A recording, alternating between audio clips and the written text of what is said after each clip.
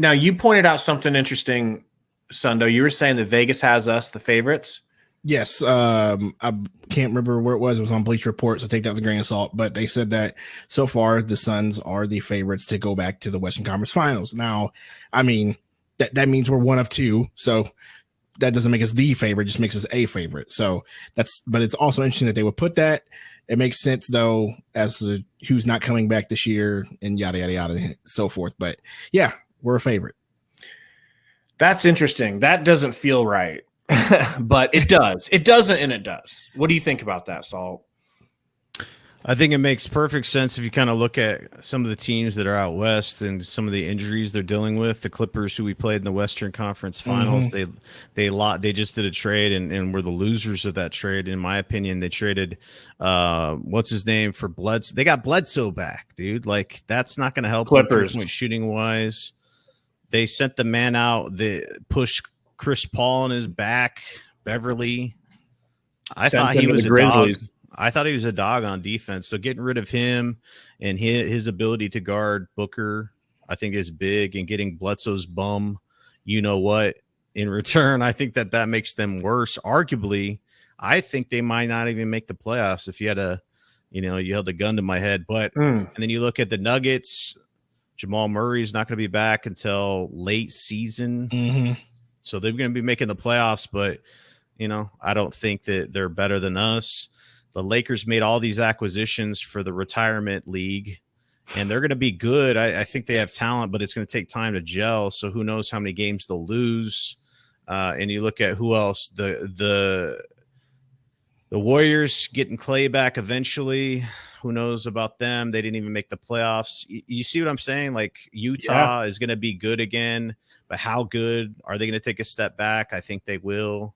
So Phoenix is returning pretty much the same roster and just running it back. So Salty, why wouldn't you pick them? We had Eric on from Blazers Uprise during the Blazers Summer League game. We asked him a question similar to this. What would you rank everyone hierarchy wise? And he put the Lakers first. He said he doesn't necessarily think they're going to win the title, but he said first because he thinks that they're built for the regular season. Yeah. I mean, I kind of agreed with that, but I also said that when you're having that much turnover on a roster, you don't know how things are going to work out. Like, all these people are getting in there and they're all talented, but they're old. It's like Carmelo Anthony and Dwight Howard and LeBron and AD and all these. It's just like, it's a completely different roster. Like, it's just not an immediate thing, in my opinion, that they're going to just roll the ball out there and just be dominant. But they are a talented squad. I just don't think that they're built for an extended run in the playoffs. And I'd be surprised, actually shocked, if they made it through without having significant loss when it comes to injuries. AD, the glass man, LeBron's been hurt. I think LeBron and Carmelo are the only players from that draft class that are left in the NBA. Yep. It's just, I don't know, man. Lakers will be formidable if they can stay healthy and they can gel right. But that's it, man. I mean, Utah, Portland got a new head coach, but they didn't really do anything roster wise. And then, like, who else is going to be challenging the Suns? You feel the same way, Sundo?